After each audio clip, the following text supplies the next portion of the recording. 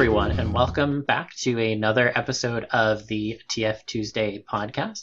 My name is Zil. It's good to see you all there. I'm joined today by my co-host K-Libra. How you doing, K-Libra? Doing good. Returnal dropped the other day, and, I bit the bullet and decided I'd buy it anyway. The Epic storefront thing is not going to go away.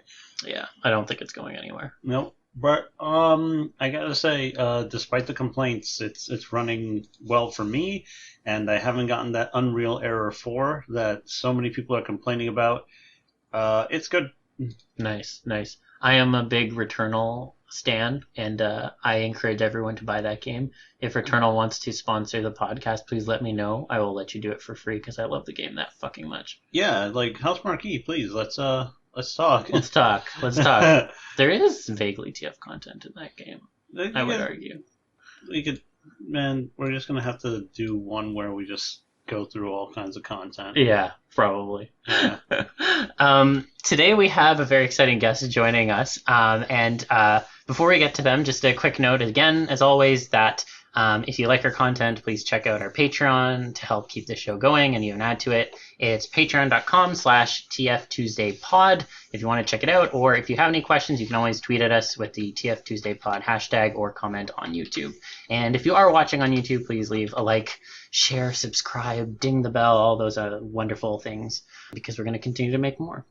But yeah, we have a wonderful guest here today, Pythos Cheetah, who's joined us to chat all about the world of photomanipulating and skin ripping and repercussions in TF. Lots of great stuff. So, Pythos, why don't you give us a little introduction? Well, good evening, or whenever it is, whenever you're listening to this.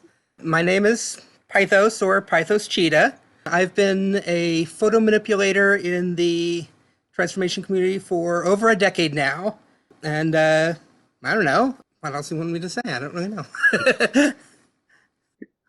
It's fine. You got a presence. I remember your stuff for a long time. Oh, yeah. Well, thank you. Yeah.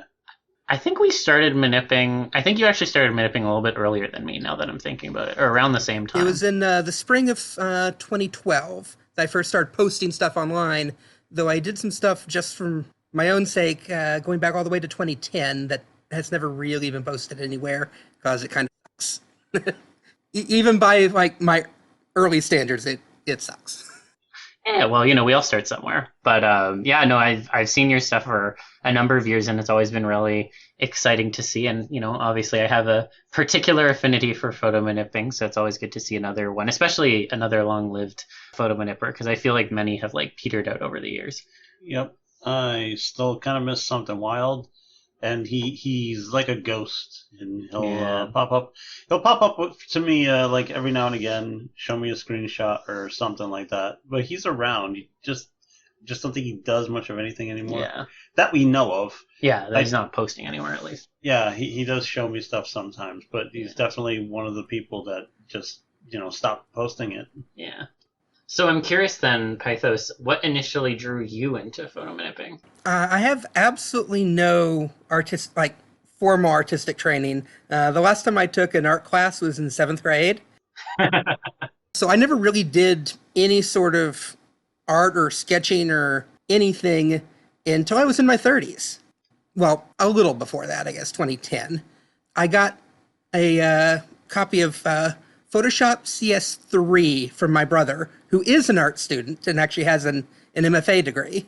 And I was playing around with it. I'd always loved photo manipulations going back to Silverfish, who's a really old school photo manipulator that was using maybe even pre-Photoshop software. I'm not sure. Oh, I'm pretty sure it was pre-Photoshop. It was 1999, 2000 era, and it's impressive for what they were able to do with the software they had back then. It looks better than some stuff that came out 10 years later. Some of my stuff. But I started fooling around with Photoshop, kind of trying to follow some tutorials online and stuff, and just was playing around with it, learning how to use all the various features, and eventually got up the courage to start posting some stuff online, and ran afoul pretty quickly of some of FA's policies regarding nudity and stock usage. That's why my main gallery was DeviantArt for a long time, because they weren't quite as anal about some of that stuff. Yeah. I had that problem on FA too. I wonder if a lot of that has to do with them being scared of their own photos being leaked on the site or something. I feel like that's a weird personal bias. Yeah, I mean, It doesn't make sense to me that a site as, largely unmoderated as DeviantArt can get away with putting people's photos up for all kinds of photo manipulation, and that's fine. And they're like super corporate, but FA is just like, no, just in case we don't want anybody's photos getting out. I think that speaks of like the community or whatever the fuck. Yeah, I mean, it's very much a double standard because there's some pretty wild shit that can get posted to FA so long as it's drawn. But as soon as you introduce a photo that doesn't have exactly the right safe for work coverings of things, they get very mad, and it's just, I don't know. It's frustrating, and I'm sure you can sympathize, Pythos. Yeah, there's a multitude of things that I've produced that have never been posted over there.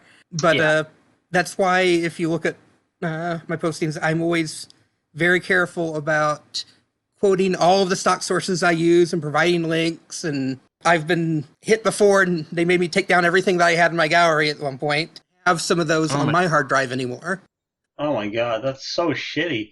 I don't understand why it needed to be that punitive. Well, I've changed computers 3 times since then, so who knows where those files ended up.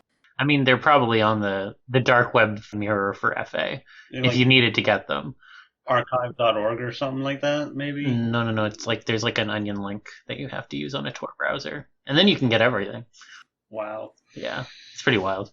But yeah, it's funny because you mentioned, of course, the issues with kind of citing stock, and your technique is very much like photobashing heavy. So I was curious as to how you came to settle on that approach. Like, do you find it technically challenging to combine a lot of stock images, and what keeps you coming back to that kind of a process? That process came originally because of the aforementioned complete and total lack of any artistic training whatsoever. I have a now 7-year-old niece who her stick figures run circles around me.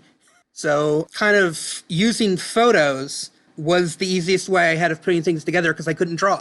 I didn't have an art tablet, of course. I wasn't an artist. I still don't have an art tablet. Every single manip I've ever posted has been done with a mouse. Did you feel like you needed to have a tablet to, pursue art? No, but it's just like, of course, I didn't have one at the time because I'd never even considered doing any sort of art. I was a computer science major originally, and then I went into librarianship.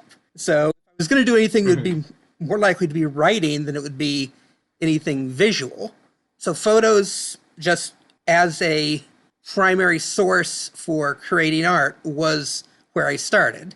So that's kind of where I've stayed. I've actually, within the last couple years, starting to learn actual color theory and digital painting and incorporating that more into my photo manips. For a long period, it was just, I was making it up as I go, picking stuff up from other places like Toledo's tutorials, taught me a lot about adjustment layers and things that I didn't know before watching that, and kind of just doing what looked right to me at the time that I was doing it.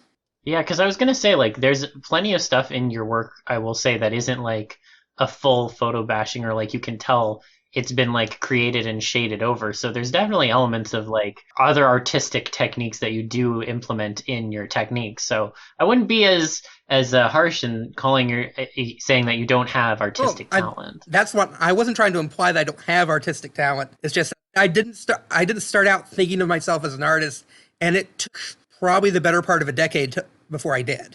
Okay, that's fair.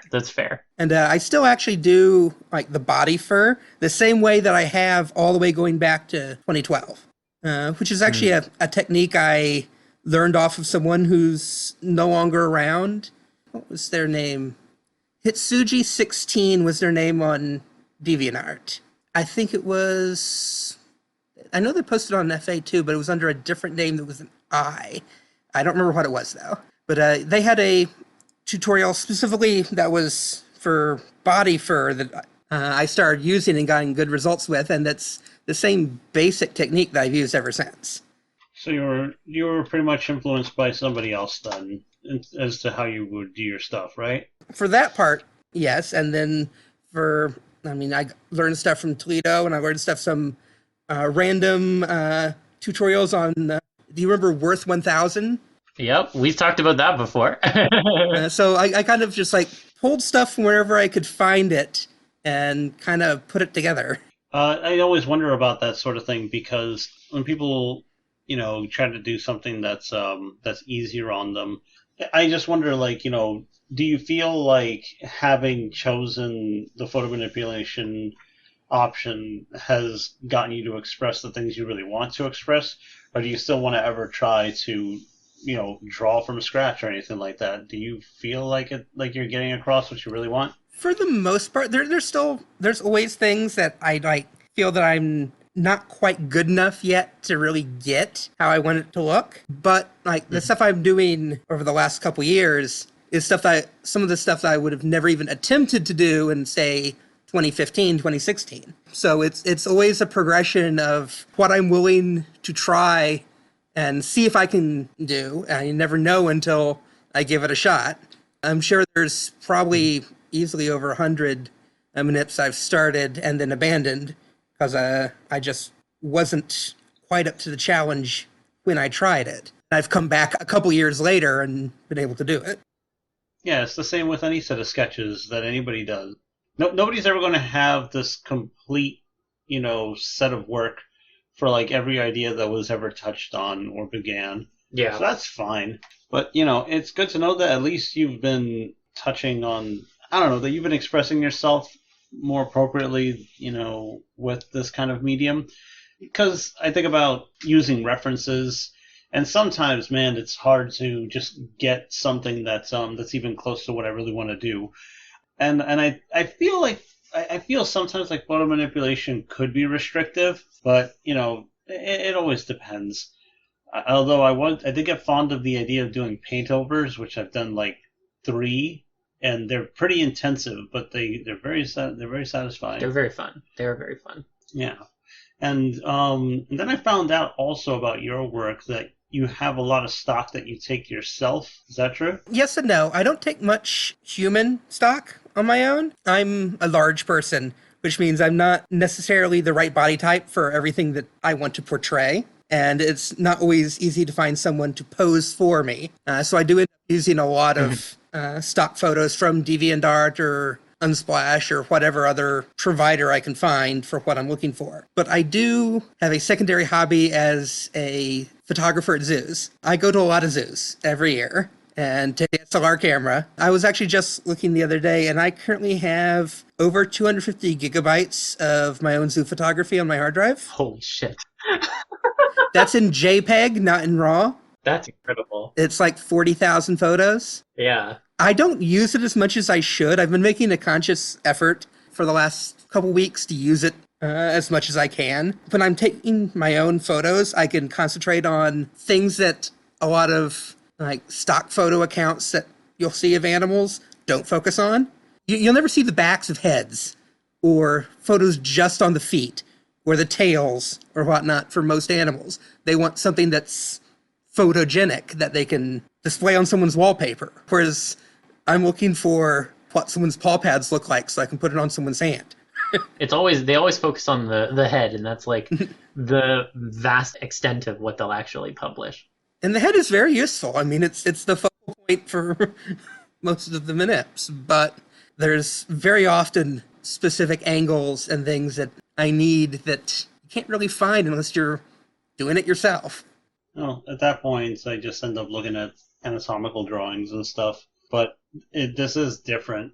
And that's the thing that really sucks, though, because there are plenty of times when I've tried to find photos of certain things, but it always depends on how interesting the animal is to most people, and then you end up like really scrounging sometimes, especially if you're looking for something really specific.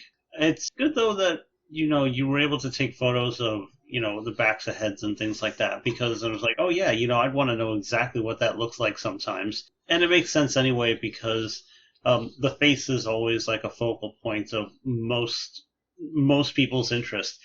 Oh yeah. It's funny because like even on Twitter, when we'll have artists who will be like, oh, like back appreciation, because but it's true, because there's so much about a back that can be it's really fascinating to look at. But faces, have emotion, and they can have intensity. They can carry the mood of everything. So the face will be visible in everything. Yeah. And it's the same with transformation.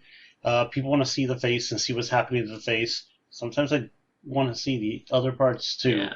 But having a large stock of animal faces is important as well, because unless you're doing like a straight on at the camera or a straight profile, if you're trying to match the angle of a muzzle to the angle of a head, you kind of need it to have it really close, or else it's glaringly obvious that it's going off at the wrong angle to the body. Yeah, that's true. That's More so than it might be in a drawing.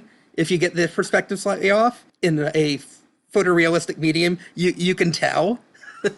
So I have a large quantity. That's why so many of, especially my earlier manips, were full animal head. Like I'd replace the entire head versus just trying to do the muzzle on a human head. Well, then I'm curious then, because I know a number of people, myself included, use a more liquefy heavy sort of kind of approach to get around some of those restrictions with stock. And I'm curious if you ever dabbled in any of that, or you just quickly decided that was not the route that you wanted to take from like an artistic perspective. I do use liquefy somewhat, usually more on things like dragons and things where I really need to like do a big heavy big heavy muzzle where I need to do a lot of alteration, or it's something that's not a real world animal. I can't just go out and, hey, I'm going to go shoot dragons at the zoo today. Yeah, but a Komodo dragon head, if you look at it, doesn't look the same as a lot of the way dragons are depicted. I actually used Komodo dragons for my dragons the first year or two. If you go back to some of my really old stuff on DA, you can probably still see a couple that are up there that are very clearly Komodo dragons or various iguana type creatures or whatnot that have had horns glued on the front. There's just the things that you can get off of a bunch of different lizards in order to compile a dragon. And that's the way I end up thinking about it. I do notice that some dragon designs, once you recognize enough, there's a bunch of different animal elements. And then it's really fun to spot like, oh, they designed this dragon more like a dog than anything. Yeah. Some of them are just like really square. Yes, those kind of like hard angles always make me chuckle a little bit. Yeah, but then they look like pretty unstoppable. They do. You don't want to fuck around with those ones. Yeah, actually, you know what? You seem to do like everything that you can. Do you have a favorite subject? Definitely cats. Uh-huh. I would prefer doing cats to doing wolves or foxes. Not from a pejorative. It's not like I hate wolves or anything. But I hate wolves. When I was, don't quote me on that. When I was still taking requests, which I did for significantly longer than I probably should have. You did. I remember you taking them quite late into your career, so to speak, and I remember being quite surprised by that, actually, because I would have lost patience personally. So I'd say 2 out of every 3 was a wolf or a fox. I just kind of burnt out on doing them, and there's only so many different body shapes for wolves and foxes you can do. I mean, yeah, you can color them differently, but there's so many different head types and patterns and things with felines than there are with canines, at least among the popular canine species. You don't see many like maned wolves or sand foxes or anything like that. Yeah, it's the same like 3 or 4 canine heads, and that's it. Like in terms of the things that people gravitate towards. I feel like the maned wolf, by the way, is one of the popular, unpopular animals. Oh, do you feel like it's a popular, unpopular one? Yeah, just like, man, I don't ever see things like pangolins or maned wolves, and that always comes up. I have done a pangolin. You have, which, to your credit, I have not. Which was actually really difficult to find stock for. I ended up having to use stock of a taxidermied pangolin. Holy shit. Because I find enough stock of live ones at the right angles. Well, it's actually really great that you mentioned that, because I've noticed that, like, in terms of the art that you produce, especially nowadays, like, you have a penchant for very much like experimental TFs, like ones that would not initially appear to lend themselves to like a photorealistic depiction. And I don't mean just like uncommon species, but like even like very uncommon topics or like concepts. So I'm curious as to like what you really admire the most about those kinds of stranger TFs and what kind of draws you to them. Well, in a good portion, it's can I do it? A lot of times it is like I just, as of this recording, posted a protogen manip, which is very much out of my wheelhouse even now. I've done very few mechanical manips, for lack of a better word. Even though it's only the head in this case, I'm still not great with doing lighting and reflective surfaces and all that. But I want to get better, and the best way to get better is by trying to do it and learning as I go. I'm also into pool toys. You've brought up many times. Yes, friends of the podcast, Pool Toy Jesus speaking, yes. And I've tried many times over the various years with many different techniques to try and get the look of a pool toy TF in photo manipulations. And some work better than others. Some work very much better than others. But I'm always trying new ways and tinkering and trying to incorporate stuff I learned recently into how I've done stuff in the past. That might also be why I do so many multi-limb or multi-head manips, because they're challenging. I'm the only one who seems to do them on a regular, so if not me, then no one else is going to. And I want to see that content, so I'm going to have to make that content. That's true. You are very much like the leading like multi-head manipper. I cannot think of another person who like specializes on that in any way. So I think I've only done one myself. Yeah, recently I've been doing a lot of Pokemon, which is always interesting to try and translate a very, very stylized creature into something that's photorealistic. Some work better than others. Yeah, the ones that have a stronger like animal analogy directly often are easiest to depict, but there are some real good ones that really lend themselves to photo nips, I find. Like, for example, like I've always found Mewtwo in particular to work really well, even though there is no like real world analogy to like a Mewtwo creature. And my favorite Pokemon is Lugia. Ah, yes, Luke. I'm a big fan. So I've tried that multiple times. Sometimes actually as a request, but that's why I keep coming back to that one in particular. So then, how do you generally try to approach these in a way that they don't fall into the uncanny valley? Because particularly when they are not as grounded in quote unquote reality, like it can be that much more difficult to translate it to a photorealistic medium, particularly stuff like, for example, when you do like maws in like places other than the face and stuff like that, it can be really challenging. So I'm curious how you like think about depicting those. Well, I'm very familiar with the uncanny valley. I like to say I have a summer residence there. I guess it all depends on the person looking at it, where the limit of their uncanny valley might lie. Because what I find uncanny is definitely different than what a lot of normal furries looking at my art might find uncanny, which is going to be different than what someone Googling Pokemon and finding my art is going to think is uncanny, judging by the number of times, especially my early minutes, have shown up on cringe compilations. Yes, the infamous BuzzFeed cringe compilation. I remember that one.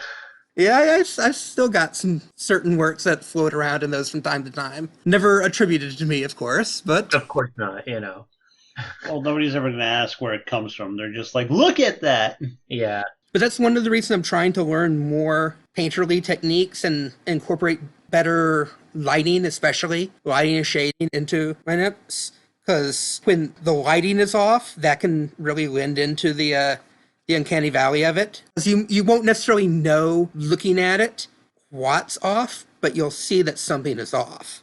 Mm-hmm. Yeah. There'll just be like that little like signal in your artist's mind of like something here is tripping me up when I'm looking at it.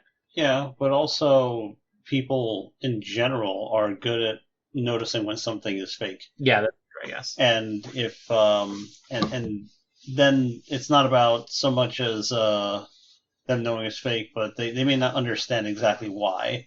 Which is also why it sucks when you're trying to figure something out and then you share it, and then somebody will be like, this looks wrong, and then they can't say why, so they end up just pretty much saying, this sucks, or some bullshit like that. Yeah, not helpful constructive criticism in any way. It has happened to me, like...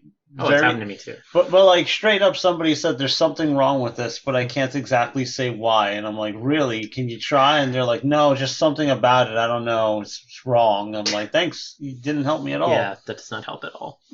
So then what would you say is the most challenging manip you've ever done? Oh, I would be lying if I said anything other than the big first stock manip I did in 2015, which has at least 30 identifiable characters in it, mostly people's personas that volunteered to be in it, and then another at least 50 background characters, all in one shot.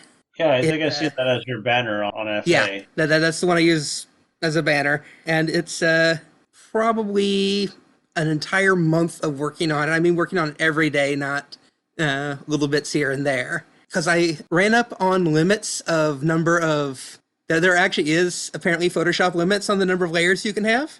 So that was done across like 6 different Photoshop files.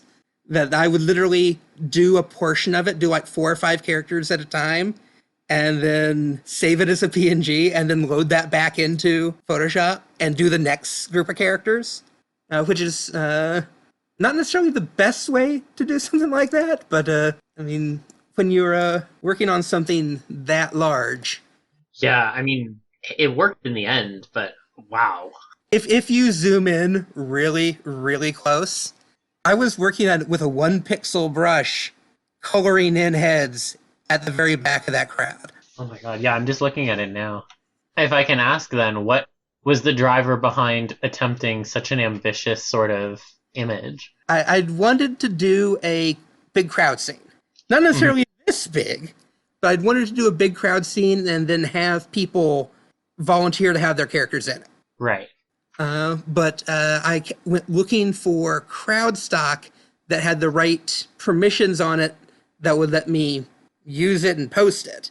Right. Because that was, especially back in 2014, I did this in like January of 2015, so I would have been looking for the stock in 2014. So the resources weren't quite as good as they are now for finding stock with proper permissions attached and everything. So I ended up on this big crowd photo that had a little too many characters, a little too many people in it that I really wanted. So I could have cropped it down somewhat, but then I would like lose all those, like the hands waving in the air at the concert and everything. Yeah, exactly. So I just went for it. You know, it's funny because you mentioned going down with a 1-pixel brush, and I can tell. But the funny thing about Painterly techniques is learning how to imply things. It may please you to know that you know having to use a 1-pixel brush when you're trying to learn Painterly techniques is not necessary. You can generalize things, and you know you can just be impressionist about things. That's the cool thing about it. Now, this is still fairly early on in my learning how to do things. Oh no, this isn't a comment on what you did before. It's me going back to what you mentioned before about you trying to learn color theory and trying to apply some painterly techniques to your photo manipulations.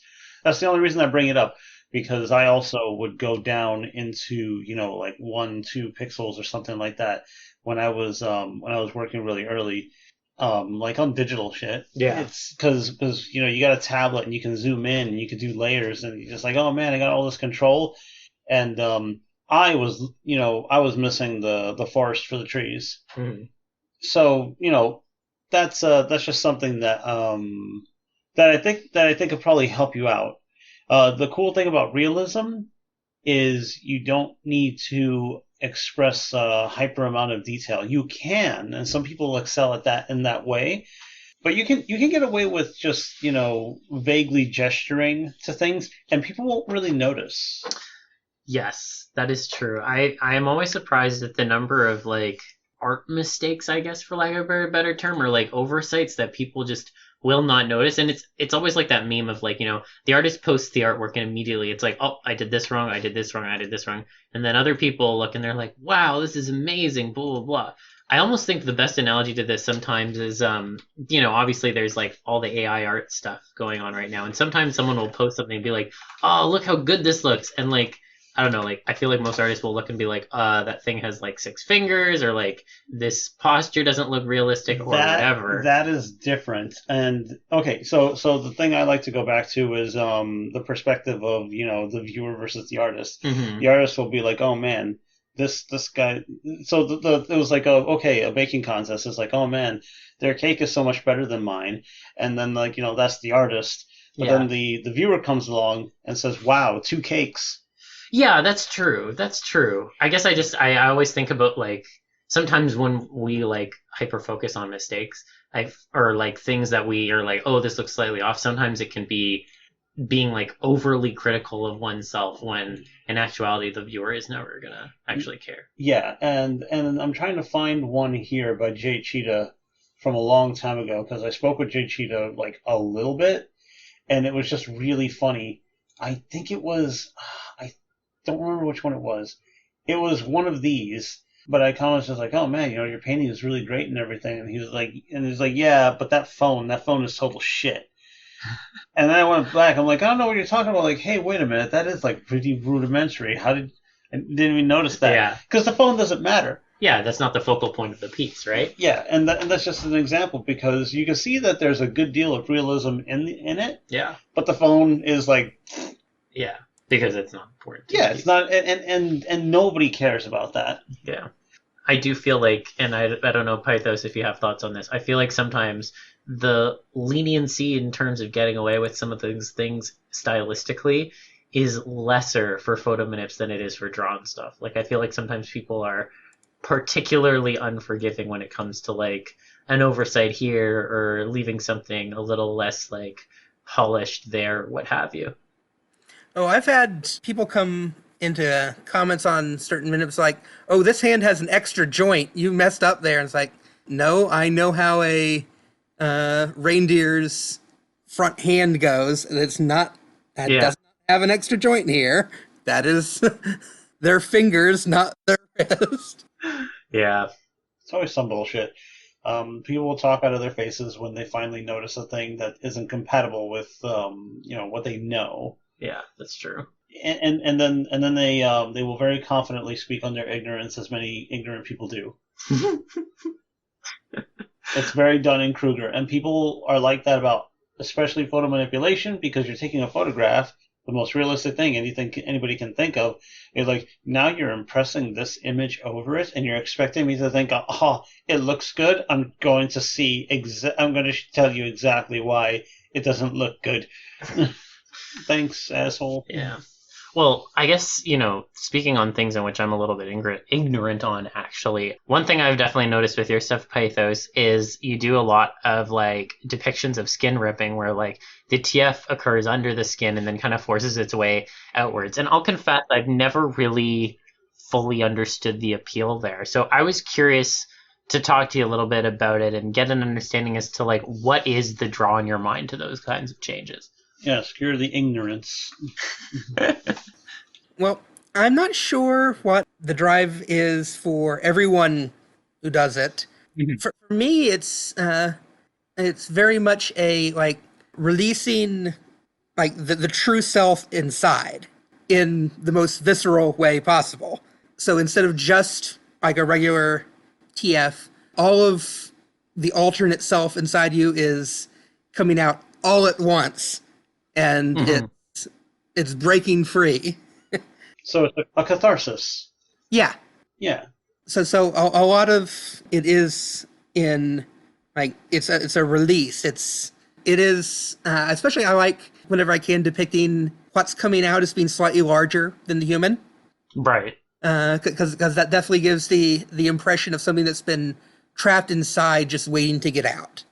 Now whether it's something that the human wants to get out, that's going to depend on the context of the image. If I'm doing a werewolf horror versus something that's a little more empowering, it's definitely the the something trapped and then the release, like as a pull toy, that the popping thing is very much an analog here. The sudden release of what's being trapped being freed. Right. Interesting. Okay, is skin ripping like the thing for you, or just one of the things? Just one of the things. It definitely is something that, I mean, I've incorporated somewhat into my own persona. Pythos is canonically a pool toy that wears a fursuit. So I can take my skin off. It's not a ripping thing usually, unless we're doing something playing around with inflation. But that's sort of the disguise of wearing a skin that is not what you really are underneath. That, I guess, appeals to me. All right, so you feel that it's a personal thing for you?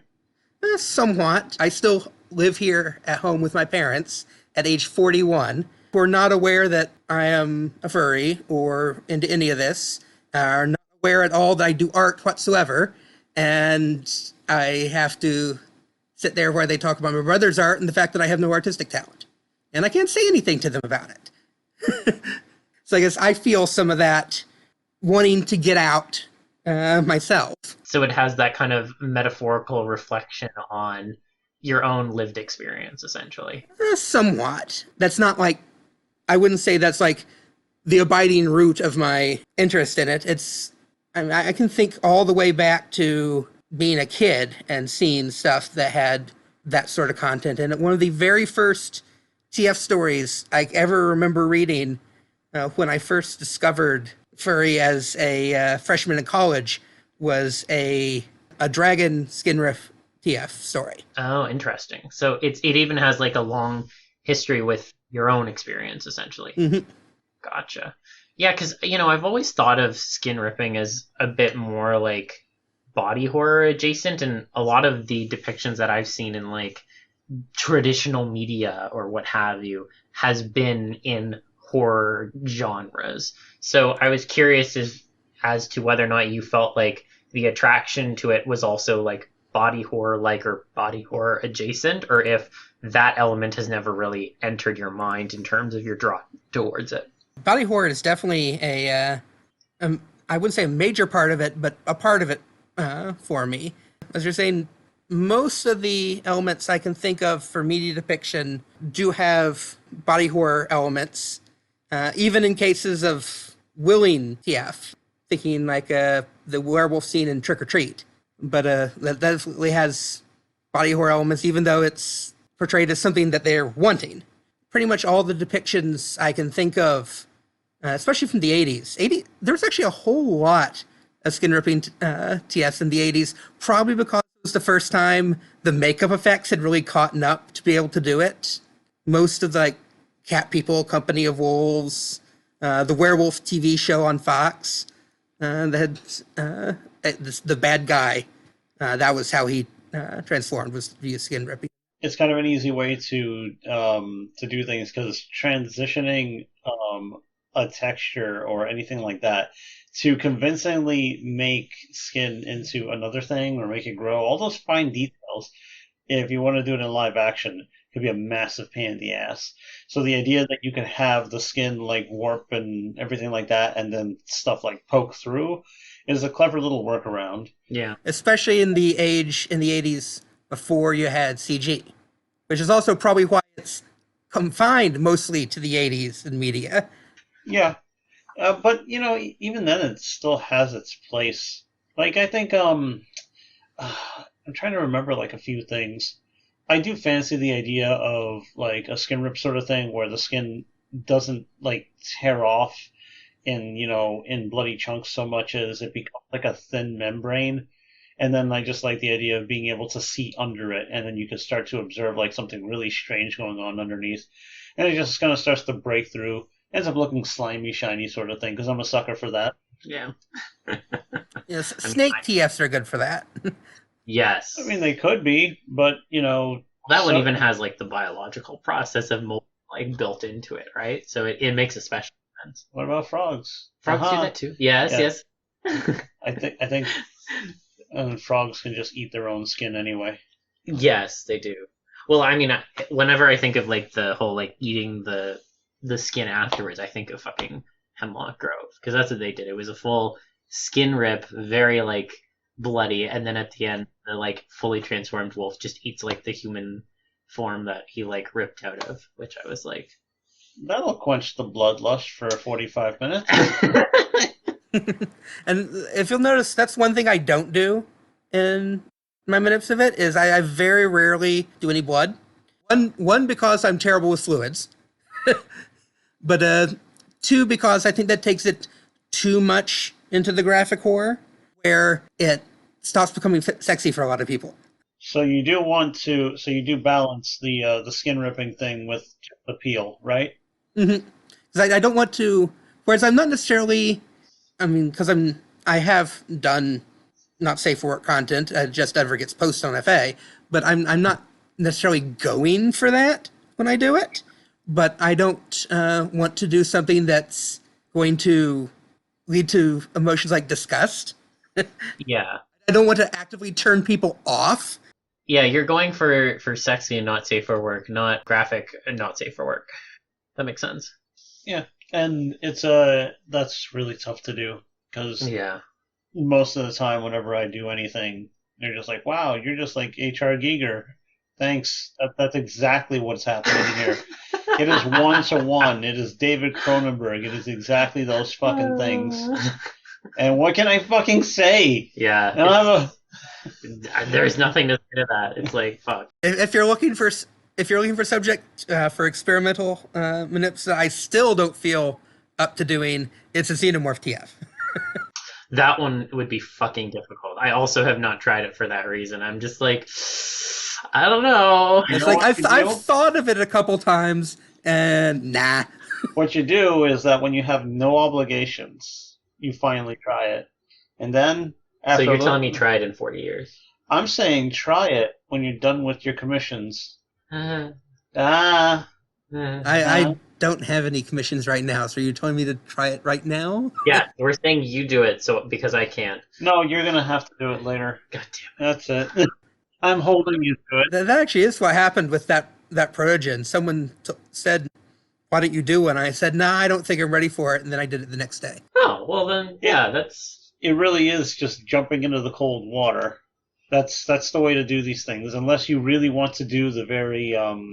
See, I've never been the jumping into the cold water type, so... Alright, do you want to insipidly just start to say, oh yeah, so do an insect with the least amount of segments, and then do more segmented stuff, and then eventually you can do 1 million segments, because that tail is 1 billion segments. I know. The tail is terrifying. It's sexy, but it's terrifying. Well, just fucking try the head.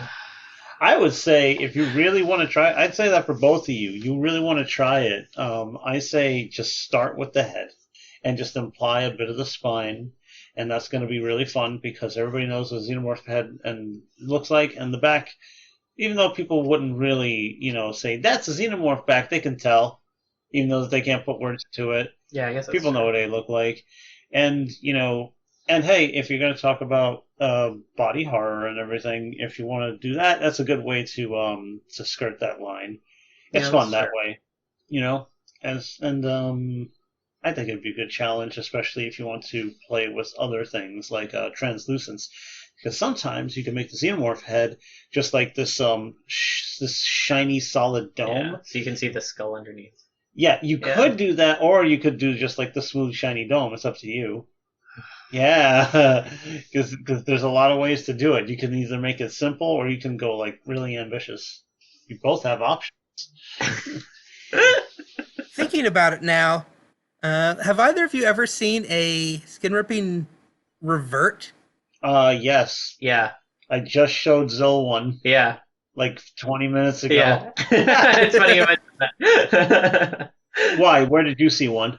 Well, I haven't. I was actually just thinking, I've read a book with a skin ripping revert where the human broke out of the animal, not the other way around. But I don't remember ever seeing it in visual medium. Here, I'm going to actually show you right now. I don't remember how I came across this because I ended up looking for me. I'm like a lot of people, I'm sure, where I just end up looking for as much as I can find. Browsing YouTube for GIF content can be a hell of a trip. No, that is not where I found this. Oh, how did you find this then? I don't remember. Oh, goddamn it. That's the problem. Well, that would have made an interesting story. The interesting story is... Why did I fail? How did you fail? Because everything was fucking scattered. Fair. But also because you people like don't have, none of us have a fucking like super centralized place that's like well organized and curated by a group of people who take it very seriously. We take what we can get where we can find it. Shadow Lord Aquid, I'd like to have a word. I've had words. I've already had words. Okay, fair. Fucking don't I'm teasing you. You can't come at me with that. I've done it already. I'm trying to be the heel right now, okay? Yeah. Yeah, that's sometimes good. You lose and I get the title. Yeah, this is true. You're seeing it, yeah? Yeah. It's a nice, painstaking sequence. There's a lot to enjoy. It's very cool. It will be in the show notes. And I've never watched Roma Santas, so I don't know what it's about. But there you go. That's somebody for anybody who can't see. It's a wolf turning back into a human. But skin ripping. And with skin ripping. It's damn. I'd really love to. Basic editing. I'd love to be able to just show people that in the screen. Yeah, I know. It'll come with time. Well, one day. One day soon. I'll have some people teach me some things, and then we can work on some things. Sure. I wonder how anybody else would feel about that. Keeping your eyes on the screen. You never know what little surprises may show up. Little scenes from movies that you really like. I know, but our poor Spotify listeners. Spotify listeners can learn to watch us on multiple platforms, Okay, fair. Hey, look, not everybody can have everything. We're doing our best here. Yeah, no, that's true. I'm mostly a Spotify listener because I usually listen on my commute home. I can never get YouTube reception on my phone. Man. That's a rip. I feel that in my soul, though. I've had that problem so many times. Aha, rip. You said it. I did. I did. It was almost like I intended to make a joke. A funny joke.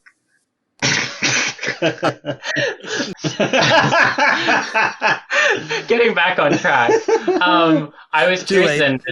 Yeah, I know we're already off track, but I guess then before we close out this topic, I was curious to know if you have any suggestions for people who want to render skin ripping in a photo manip. How would you describe your approach towards depicting them? The particular way I do fur is actually kind of really conducive to doing a skin rip. My basic technique, not to get too into the weeds on it here, is to make several copies of the background stock photo that I'm using of the human form, and set everything but the very top layer to various blending modes, hard light, soft light, etc. And I put the fur samples that I'm using on the very bottom and mask out where I want the fur to show on the very top layer. So all those various lighting layers project down onto the fur, the various shadows and contours from the original body. So if I do a hard jagged line instead of a soft line, I'm already part way there, because then I just have to go out and do shading on the top layer to do the little bits of skin hanging down and everything. Usually I do cut that out into a separate layer so I can modify it around a bit and make it look like it's coming off the body somewhat and what. But I'm already part way there just from the way I set up just any old manip. Gotcha. No, that's interesting. Having never attempted one before, that was really interesting for me to hear personally. I'm taking notes right now. It's harder with the face because then you have to do contoured around the muzzle or whatever you're doing with the face if you're doing that part of it. So that you kind of have to do more of the actual the liquefying of the skin or drawing or warping or however you want to do it around. But gotcha. I was going to say, you don't have to take notes because you can just listen on YouTube or Spotify. And you can rewind your favorite parts over and over. Yes, that is true. And you know where to find me. You can just ask. Yeah, this is also true. Yeah. So many advantages to listening to our content. So, fuck. I wanted to talk about the topic of repercussions in TF, which was a topic suggested by one of our patrons, Zen. And, I think the kind of trope of having repercussions within transformations is something that happens in so many different transformation tales, like stretching back to some of the first mythological legends that humanity told about, changing forms and things like that. So I was curious first, I guess, to start off, what was the first story in which you encountered TF that had some kind of a limit? Well, the first one I can actively recall is actually one of the first TF stories I ever read, period. It was a book by Bruce Coville called The Monster's Ring. I don't know if you're familiar with that one. It was kind of like a 4th, 5th grade level chapter book about a boy who buys a ring from one of those ye old curiosity shops that seem to populate these sort of stories, that when he twists it around his finger turns into a gargoyle-like monster. And when he twists it back, turns him human again. But the longer he stays as a monster, he uses it to get revenge on bullies and things. But the longer he stays as a monster, the more he loses control of his emotions and the harder he finds it to turn back. And I don't remember the actual end of the story. I remember he gets stuck at one point. This isn't a Goosebumps book. It predates Goosebumps. I'm assuming it has a happy ending. What was the book called again? The Monster's Ring. I think it was... The Monster's Ring. It's by Bruce Coville. Coville, I think. It's interesting. It was part of a series, several books with a kid buying something from the shop. The book that follows this one is a kid who bought a dragon egg and hatched it. Oh. Jeremy Thatcher Dragon Hatcher. And that book directly inspired Writing of Aragon. Oh, shit. I didn't know that. So Paolini is on record as saying that book inspired Aragon. So basically what we're saying is Bruce Coville birthed many different interests, be it high fantasy writing that devolves into meandering shit, or alternatively TF. I also might be one of your few guests who not only has never read a single Goosebumps book, but has never read a single Animorphs book. You've never read an Animorphs book? Nope. Sorry, I'm just curious. What was the reasoning there? I was reading adult fantasy novels in 4th grade, and so I kind of skipped YA entirely. I mean, I read The Hobbit on my own in 3rd grade, and then by 4th grade I was reading Terry Brooks, and I was reading Robert Jordan by the beginning of 6th grade. So I kind of went full throttle with the reading. I was always way above the grade I was supposed to be reading at. So a lot of the popular middle grade and YA touchstones for a lot of people, especially in the 90s. I'm a little older. Goosebumps started when I was at the proper age, but I don't think Animorphs started until I was a little bit older. I was probably 12-ish by the time they started, 12 or 13. And so I definitely wasn't reading at that level then. Yeah, well, that makes sense. And so I kind of just missed it all and never went back. Yeah. But despite the reading level, it doesn't interest you to try and go back? Because, I've gone back and read some YA. I mean, I'm a children's librarian now, so I kind of should. Well, I don't know about should, because, whatever you're going to be reading is written by an adult anyway. I mean, to be able to better recommend books to my primary age group of my career. True. I should know more about them. But those ones in particular I've never gotten back to. Child soldiers in war that they never asked to be in. PTSD. Yeah, and sometimes having to kill in order to survive. Or kill in order to prevent further atrocities. I have been actively buying the graphic novels for our collection, though. Oh, okay, well that's good. But you haven't read them. I still haven't read them. Sorry, I find that wildly amusing. Well, then, let me ask this then. In terms of, what kinds of repercussions you like in TFs, are there any specific kinds of limits that you enjoy? Or alternatively, do you find limits on TF to be, uninteresting? Well, Speaking of uninteresting, I actually have a quote for you from one of my favorite adult fantasy authors, Brandon Sanderson, who in his spare time teaches a creative writing seminar at BYU. And as part of that, he has what he calls his laws of magic. And his second law of magic is weaknesses, limits, and costs are more interesting than powers. So he would definitely agree that putting limits on TFs make them more interesting than just any old power that you can use without any repercussions.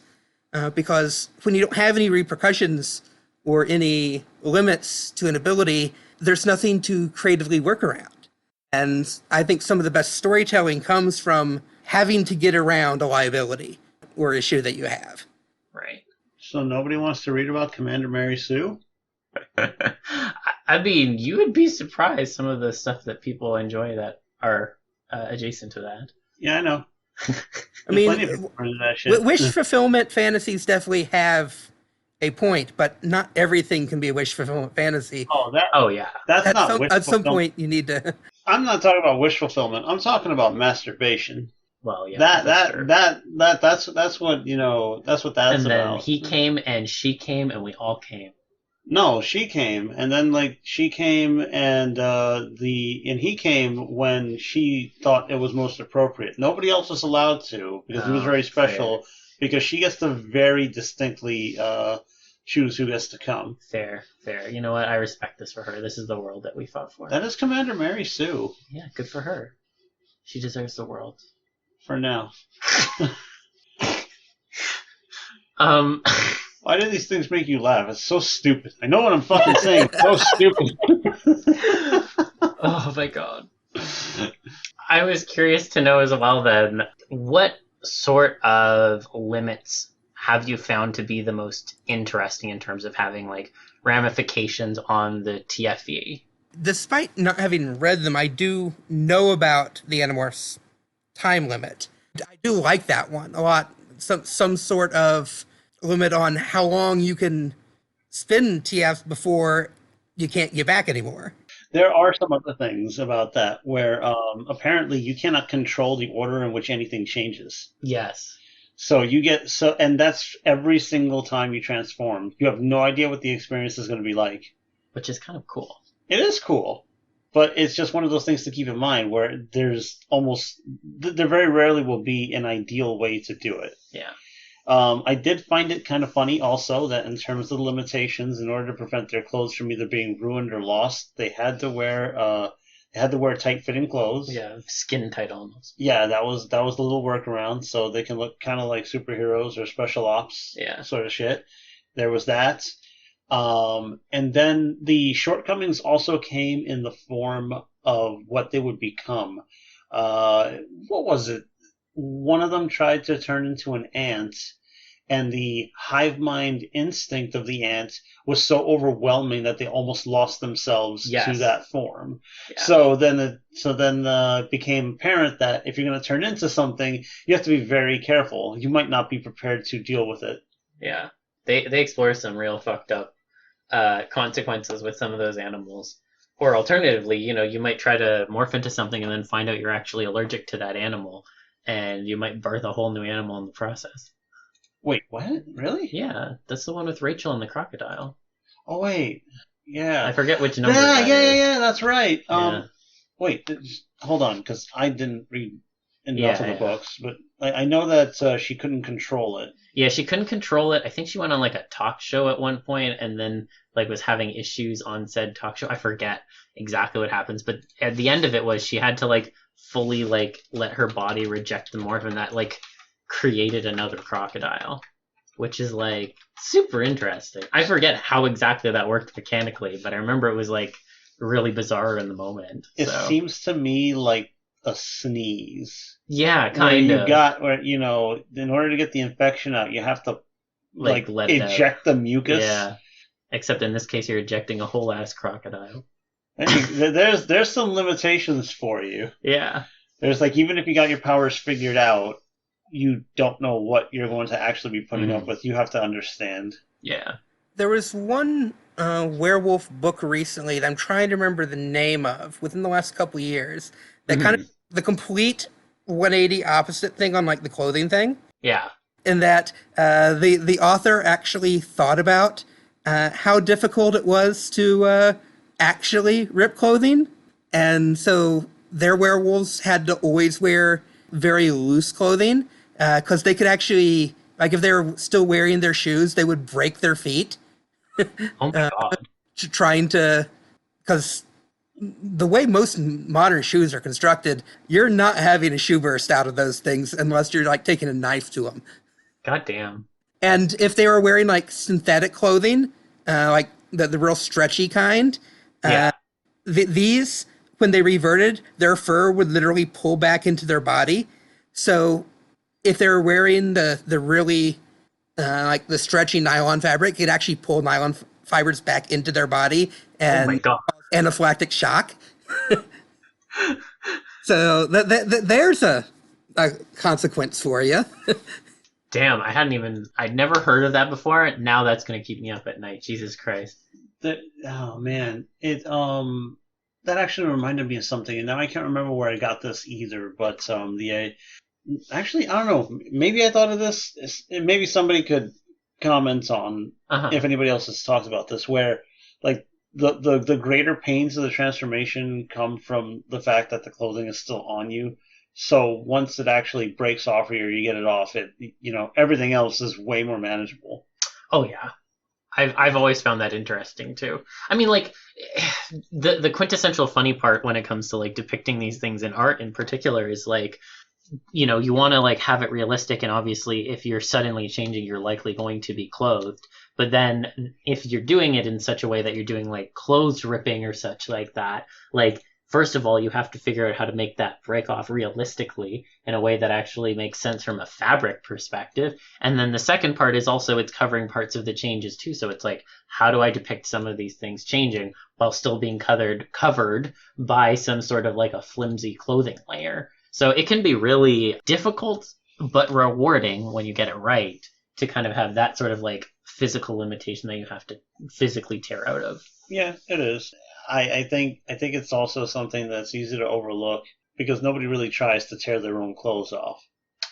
Even like I have at least once for photomanipulation purposes. Yeah, I was about to say the same thing. Yeah, we've done it for photomanip. Yeah, but you did it with something that you knew you could do it with. Yes, that's true. Trying to just tear any piece of clothing, you'll start to find out, wait a minute, some of this shit's really hard. Yeah. Like, look, when wrestlers have gone in the ring and done that, there are a few guys who are just like so fucking built that they can do it. But and the shirts and things are usually prepped beforehand anyway. There's like a tiny, tiny, cut. Just a starter place. Yeah, because you want that to go smoothly. Because it would be really funny if you're trying to tear it, but you. Okay, all right. So you can imagine being so strong or becoming so strong that you're like, I'm gonna tear my shirt evenly in half to like expose my chest. But you're grabbing the shirt, and what you're doing is that you're ripping it in half, and then it's coming apart at the collar. That's like that's like sewn a very specific way. So you got this little collar of fabric as you're tearing your shirt away, and you're like, fuck, and you're just kind of like trying to rip out the collar, but the collar is way stronger than the rest of the clothes. And then if you are getting bigger and your neck is getting bigger, you're like, fuck, Yeah, God. And you're just like pushing between like the expanding neck and whatever the fuck your hands are maybe turning into trying to get it off. That would suck. That would suck. I would hope that the pressure of your muscles would be stronger than the strength of your collar, but you never fucking know with clothes. Yeah, how long until that becomes the case? How long do you have to put up with that? Clothing is strong. Yeah, it is. It is strong. Yeah, you're like, oh, it's just a t-shirt. Oh, knitted how? Is it a good one? Is it a good one, or is it tear it off when you do a run-in kind of thing? Yeah, it's good shit. I'm curious then, are there any other like interesting repercussions that you've encountered in stories? 'Cause, I mean, I will say one that I have always liked is ones that are controlled by like cycles of. I mean, the traditional one of cycles by the moon by a werewolf obviously is a limitation, but what I think of in particular that's always interesting is like like gargoyles, for example, like with the sun and moon cycle, like daily. I've always found that to be interesting. And it's an interesting sort of limitation, especially because if you're living in one extreme of a hemisphere, I mean, you might have summers where it's like all sun, no night, or reverse winter, it's just all night all the time. So you'd almost have to like manage your changes around not only the normal cycle of the sun and moon, but also of the seasons. But the seasons wouldn't, huh? Like, wouldn't the moon cycles like matter anyway? Even if there was barely any sun. I mean, I'm not even thinking like traditional like entropy. I'm just thinking like something that was controlled by like you can only TF at night or something. Okay. Well, then now you live in a place where it's night for like the entire day for parts of the year, and then it's day for like the entire day for parts of the year. Oh yeah, was it like Scandinavia or something like yeah, that? Yeah. Yeah. You're living in Norway, and you're like, fuck. that was like Beyond Sherwood Forest. Any of you heard of that one? I've heard of it, but I can't think of what you're getting at. Because I've never Guess why I know that movie exists? Because okay, there's a dragon transformation. It's triggered by sunlight. Oh, there you go. Yeah, they have this dirty girl, and they're just like, okay, they bring her to this fucking, big corridor. She lets like whatever like rabby rags just fall off of her, and the sun just makes her start changing immediately. And it turns out that she was like, I think it's like a bloodline curse or something. Okay, yeah. Yeah, she can't exist in the sun, or in the light rather, without showing the horrible thing that she really is. So she turns into a big dragon, which is, arguably not a horrible thing, but I think there's like a redemption thing, because I read into the story. I didn't want to watch that movie. Yeah. But there you go. And so it'd be funny too if it is. Yeah, actually, that's the funny thing about that, because it's the light itself, not that the day comes. Yeah, exactly. You imagine just your hand getting caught out in the sun or something. How do you want to do that? Do you want to make it so that it spreads up, or do you want to just make it like, whoops, I'm fucked up. Yeah. I'm fucked up for the day. You know. Well, I even just thought of another one that does that. Shrek. Wait, what is it? What happens? Fiona, her changes is like when she's at night, she's an ogre. During the day, she's like a human. That's right. Yeah. I totally forgot about that. And actually, I just thought of an interesting like repercussion or limitation. Going back a little, I mentioned a book I read that had a skin ripping revert. Yes. A Forgotten Realms D&D book from the late 80s. Oh, that's a good shit. A character that was a werepanther, but it was a curse, like a family curse passed down. But the curse had been flipped from what it had been intended. It was originally a curse that would turn the person into a panther if they ever performed a selfish act. Oh, interesting. When it got passed down to an innocent kid in the next generation, the curse flipped, so that the curse activates if they ever perform an altruistic act. They always have to ask for reward or get some sort of personal gain for anything they do, or they turn into a panther. Oh, that's hilarious. Wait a minute. Isn't that inherently selfish? Well, it's the curse now it is. So it was that the main character was a mercenary who always got paid because he couldn't do anything just for the good of it, or else he'd become a panther and kill somebody overnight. What the fuck? That's hilarious. I've never heard of that one. Damn. No you good. You can only TF if you're not selfish. Incredible. No good deed goes unpunished. Yeah, that's true. That's true. Damn. Well, then I guess, building on that, some people I've noticed have argued that repercussion-free TF can be seen almost as unrealistic. Something we kind of alluded to at the beginning, and unrealistic. Well, yeah, because like a lot of the happier pieces related to TF are not like based around real world repercussions. They're more like wish fulfillment. So I'm curious, Pythos, like how do you view that clash between what we might wish for and the situations those wishes would realistically put us in? Realism doesn't necessarily have to be the end goal of every piece of media.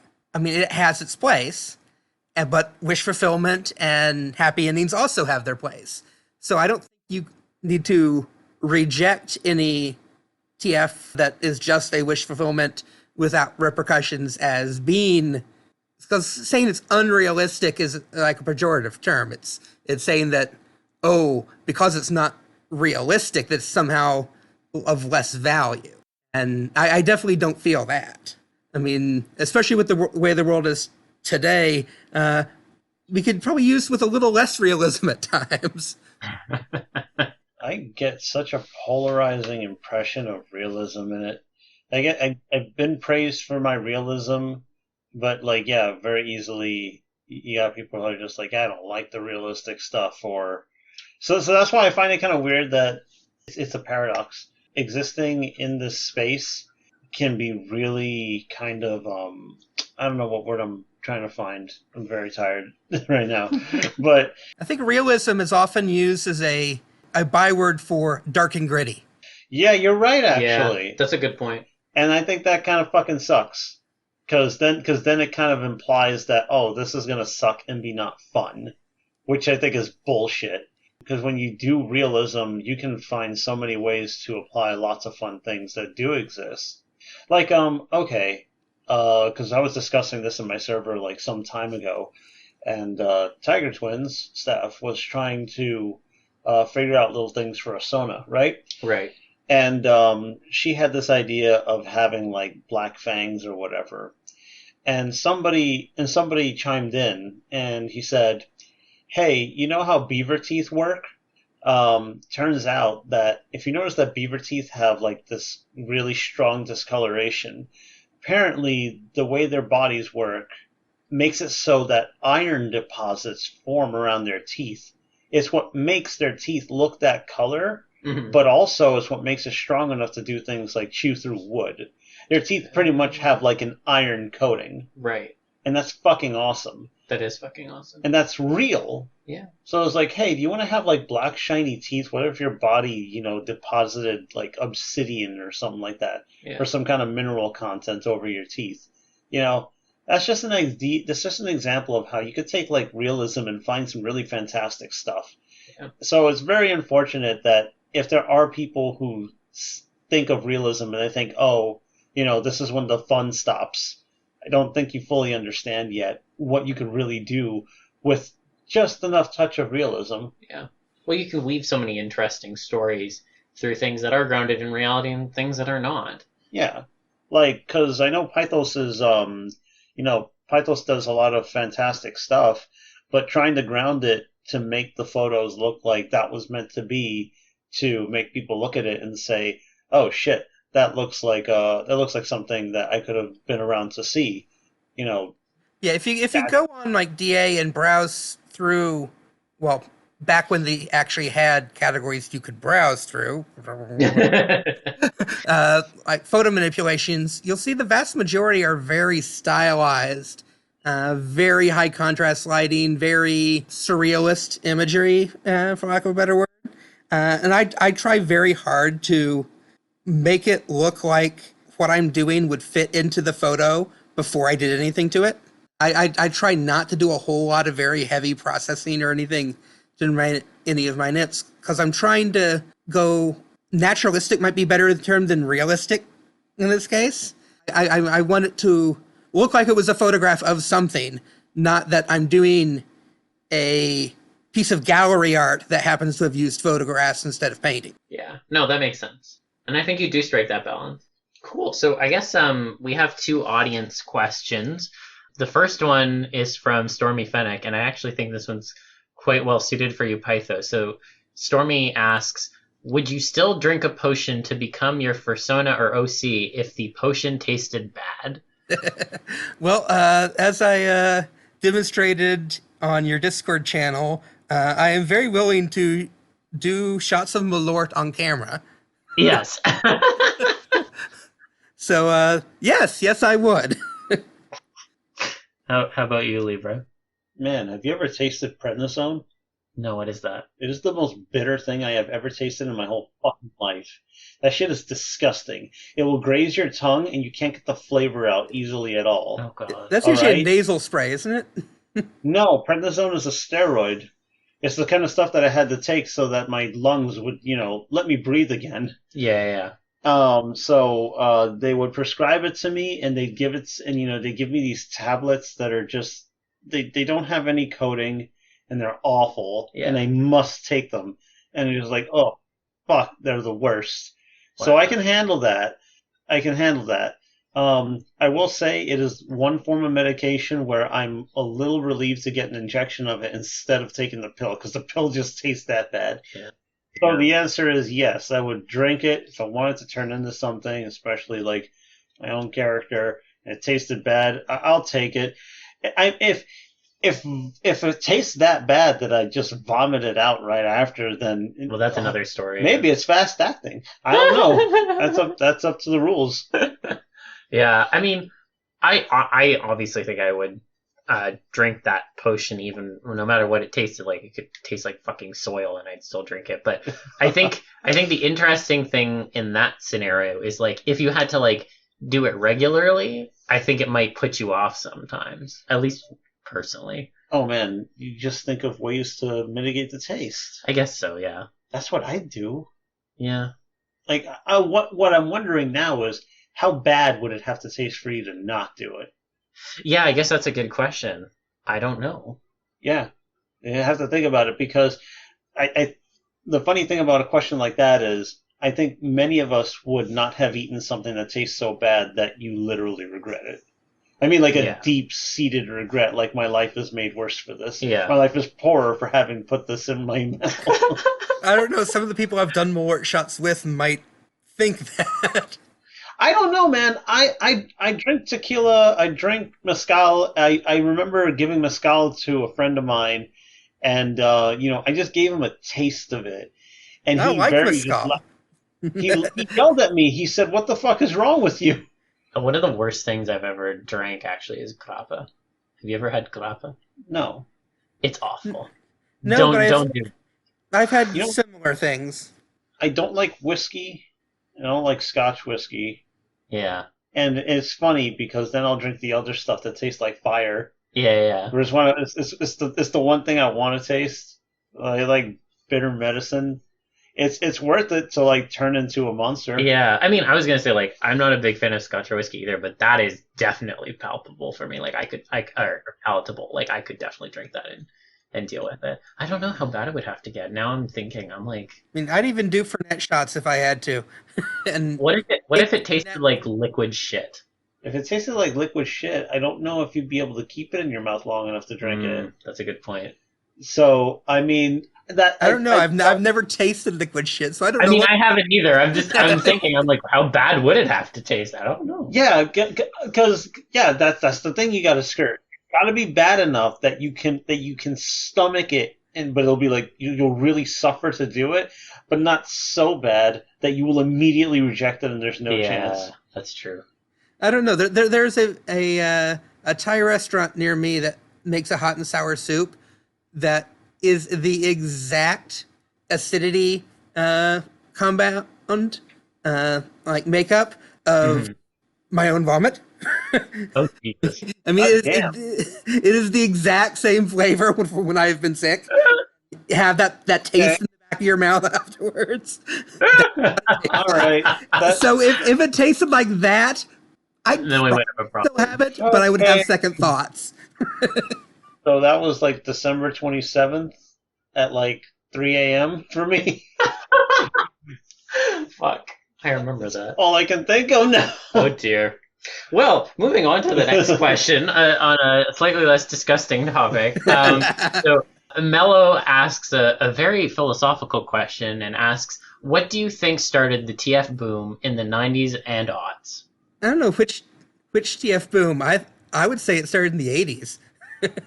Okay, well then, if you think it started in the 80s, what do you think started it? Specifically American Werewolf in London. Okay, that's a fair answer. Because not only did that is still kind of like the gold standard for movie werewolf transformations, but I believe it was the first recipient of the Best Makeup Oscar. It was, yes. So once you have a award category and it immediately goes to that sort of makeup, that's going to encourage every other person in that field, hey, let's do something like that to try and get an Oscar for ourselves. So you're going to have a lot of movie makeup departments pulling out all the stops for your creature and effects movies. And that's where you get into some of the skin ripping stuff and The Fly and others, where you get a lot of the body horror is from that. Plus, that's also kind of about when you actually had the advances in makeup technology and everything to be able to pull that stuff off. The second boom, I would say, started in 87. I think it was 87, maybe it was 88, but really took off in the early 90s with CG. Because everyone remembers the pig transformation from Willow, which is an amazing practical thing. But like 2 minutes after that in the movie was the first time they ever used digital morphine in a movie. Oh, so that was the first time. That was the first time it was ever used in a movie. It was actually invented for that movie. Wow. And then after the movie, Michael Jackson took it and used it for his black and white music video. Yes. That I remember. That was kind of, for transformation at least, the coming out of CG. And then you have things like Terminator 2 in the early 90s. And you start getting CG that you can do anything you want when it comes to transformation. How well it looks, we're going to talk about that later. But that's when the gloves came off, I guess, when it comes to CG, at least in live action. Now, if you're talking like TV animation and everything, that's a whole different category. Mm-hmm. Yeah, I mean, I will say that first of all, I didn't know that about the digital morphing being invented for that movie, but I will say that the technical, like, visual effects in the Michael Jackson music video aged very well. Like, if you see that section where they're doing, like, the morphing between the different people in this day and age, like, it actually still holds up, which is quite impressive for a piece of media that is as old as it is. It's probably because it's one of those pieces of media where they had to make it exceptionally good because it was Michael fucking Jackson. Yeah, that's true. And when you do something with that much care, it'll hold up for way longer. Mm-hmm. That's just what happens. And, that's a good point. And that's why, like, people give all the gold stars to American Werewolf in London because they had to put all that care into it. So it's going to look good for a very long time. Mm-hmm. Even when people start to see the cracks, they're like, for all the cracks you can see, you can really appreciate everything that went into it. Yeah. That's just how it works. So basically you're saying the reason why TF isn't as good these days is because of the slow march of capitalism.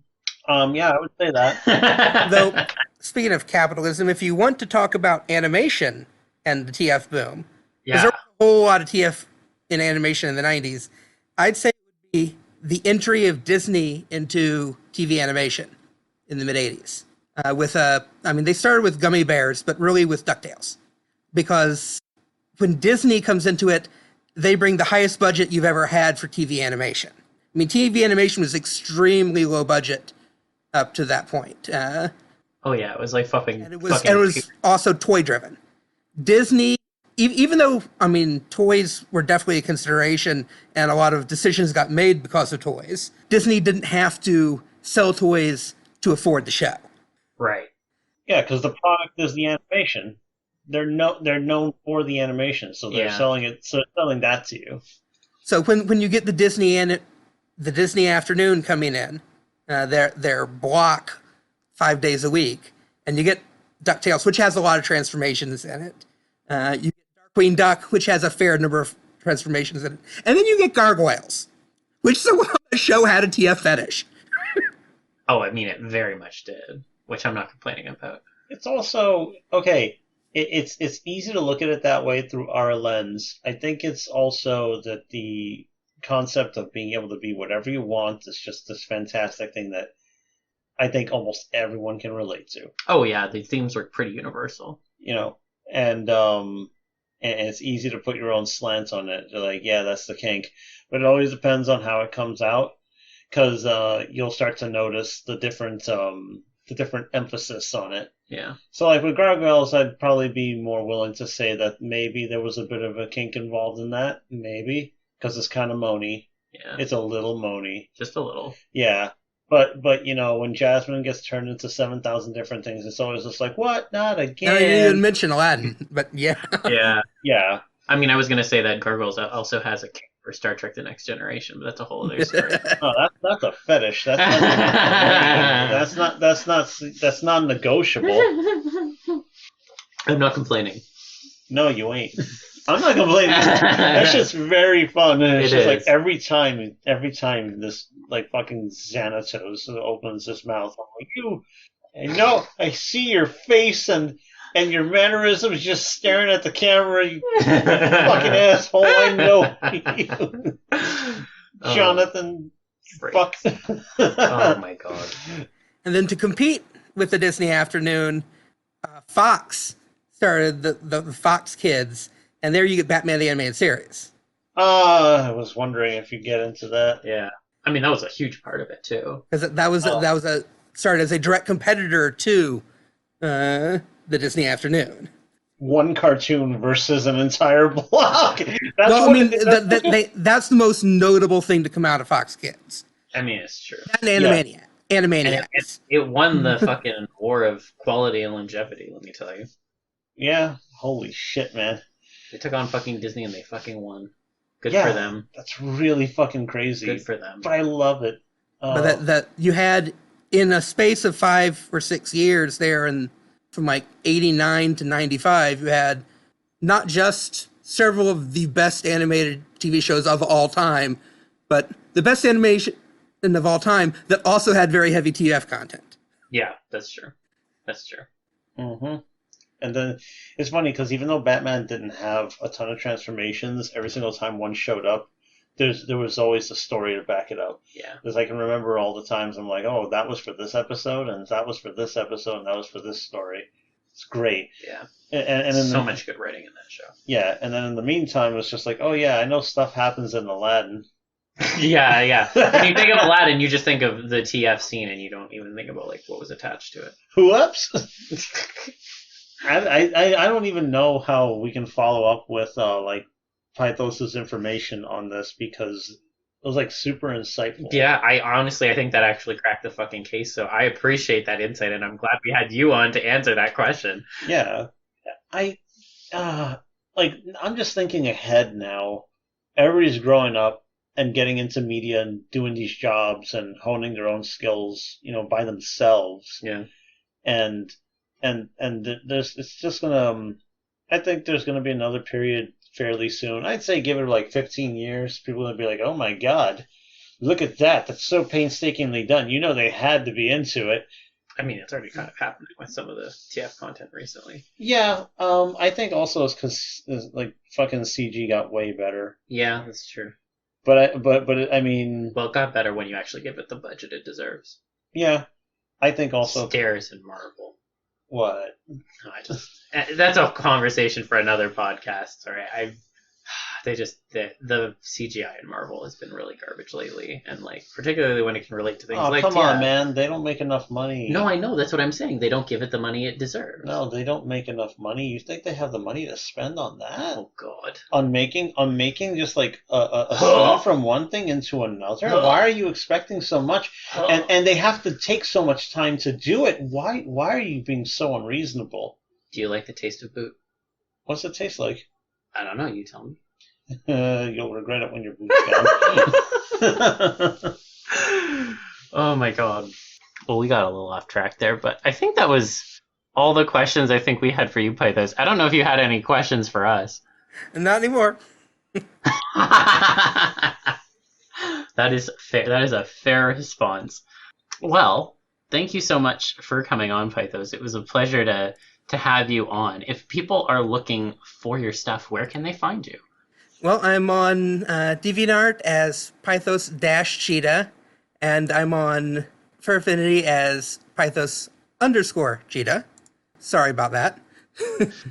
I'm also on Twitter, and I'm pretty much on Discord 24/7. Nice. Okie dokie. Well, yeah, and now everybody just at Pythos-Cheetah, no _. Again, I'm sorry, I can't be consistent about anything on Twitter. It's not your fault that people seem to take names, Yeah. Oh God. you know, and then you're like, fuck. Scares in my Hey, terror. I took Pythos from someone else. I'll fully admit. Well, there you go. That's what happens. I stole the name from my roommate.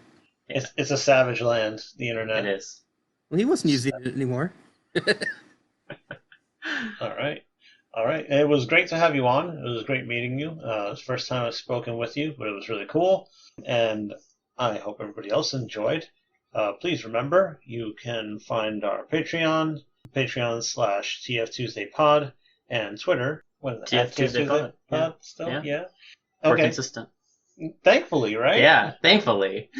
We have that luxury. It's truly a luxury. We do. But yes, please, you can also find us on YouTube and Spotify. And yeah, please just like, share, all that stuff. We really appreciate it. Yes. And I don't know, maybe you could show your normie friends this and tell them like, hey, you might think this is really fucking weird, but there are some normal people here that get the same kind of wavelength as weird as you do. Yeah. Make it relatable. It is very relatable. And I always encourage people to share that shit with the people that they care about. So yeah, it's a good time. It's a good time. But yeah, I guess I hope everyone else has a good week. I hope y'all get well rested, stay hydrated, keep an open mind, and stay TFy. And we'll see you back here again next week. Yeah. See you later, everybody.